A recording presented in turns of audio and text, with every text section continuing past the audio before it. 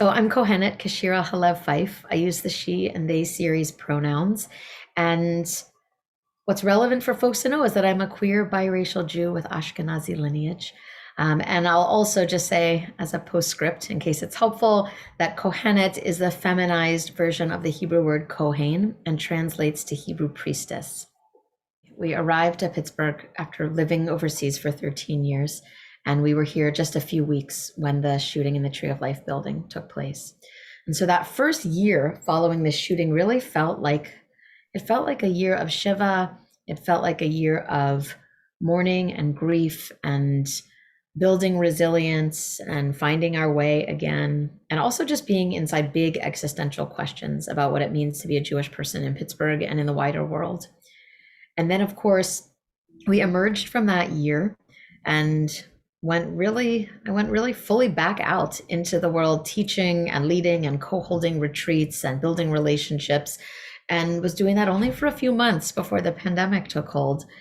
And so these last couple of years have been paradoxical. I've hardly left home at all, and yet I feel like I've been all over the world thanks to the magic of Zoom. I've gotten to teach and lead and learn and build solidarity and be nourished and pray and do lots of things with kindred people, kindred spirits all over the place, which has been a real blessing. I think traditions connect us across time and space, and particularly for a people that's diasporic, it can connect us across the ocean. It can connect us across time. It can give us a sense of something where we don't have a picture, or we don't necessarily have stories or even names of who those ancestors were a few generations back. The idea that there's still something that they did that we can do.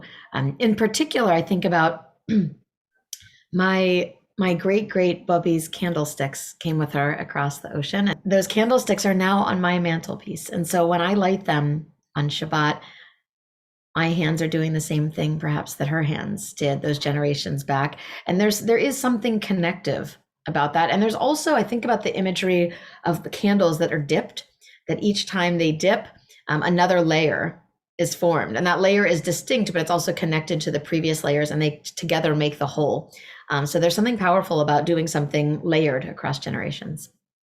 We talk so much in Jewish circles and in the wider world about intergenerational trauma. And we forget that we also have intergenerational resilience, and that the practices that have sustained generations over time might still have wisdom for us, or might bring comfort in a way that helps us build resilience, return to ourselves, just lean back. I think about leaning back into my arms of my ancestors, and that entails thinking about the practices, the healing practices, the resilience practices, the resistance practices that they had, and makes me wonder about how they can be reclaimed in today's world.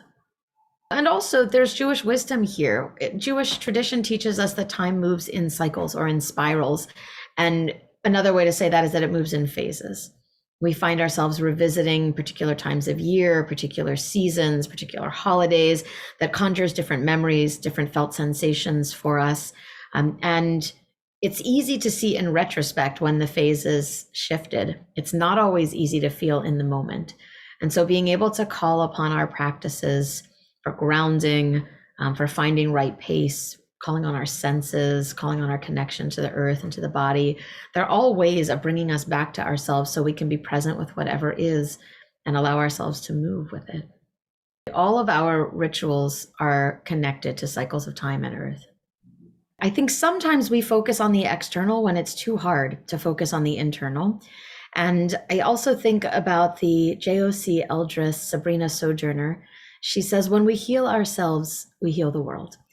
That it can be easy. And I think many of us are taught in this idea of tikkun olam, or healing the world, that we have a responsibility and we have purpose in creating more equity and dismantling oppression. And sometimes it's to the exclusion of doing that internal work. What Sabrina teaches us is that we have to do that work internally in order to be able to create a different world externally. And I'm not convinced that it's one way or the other, but perhaps that they're mutually reciprocal. We have to spend time in our own inner landscape as well as turning that inner landscape to the outer world in order to bring equity that meets our wider community as well as doing the work of dismantling the oppressions within ourselves. If we don't, we run the risk of creating the circumstances for equity, but each of us then arrives with internalized oppressions that propagate it, even inadvertently. I grew up at Tree of Life, and so really all of my memories of Purim are about being at the Purim Carnival in what was, I don't know if it's still called the Leona Robinson Pavilion, but I have memories of running around in my costume with all the noise and all the joy. And then there were a number of years when I didn't really celebrate Purim for a variety of reasons, one of which was that when I came to understand that Jewish tradition teaches Misha Nichnas Adar Marbim B'Simcha, with the arrival of Adar, the month of Adar, gladness shall increase. I went through many years of my life where I rather resented this idea that we were going to be commanded to be joyful, or that we were going to be commanded to be in mourning in the month of Av. And I thought, I'll be how I am on my own time. Thank you very much. And then something changed. I think back to the month of Adar early in the year 2019, and I remember grappling with this idea that the month of Adar was going to arrive and we were supposed to increase gladness while so many of us were still mourning. October 27th. It seemed ridiculous that this month was going to arrive, we were going to turn the calendar, and suddenly we were going to be joyful. And then I realized that maybe we're not commanded to be joyful. Maybe Adar gives us permission to remember joy. That even though we don't forget what had happened in the months prior, and still grief can come in the month of Adar, it's like there's cosmic permission. So all the things that we had been wondering, is it okay to go out to the movies again? Is it okay to have a dinner party again? That maybe the month of Adar says, yes, please do those things. And if you decide that you're not going to talk about anything sad or hard during that time, it's okay. And if those things arise, it's okay too. But remember that the truly being alive is to fully experience the range of emotions. And so the month of Adar gives us permission. So when you ask the question, do I celebrate Purim? Not necessarily. We have been known on occasion to make mishloach manot, to make gifts of food and to bring them to folks. I'm not a particular party person, but at this time each year, it does ask me to remember that joy is possible, is necessary, and that this is a time to increase joy even just a little bit more.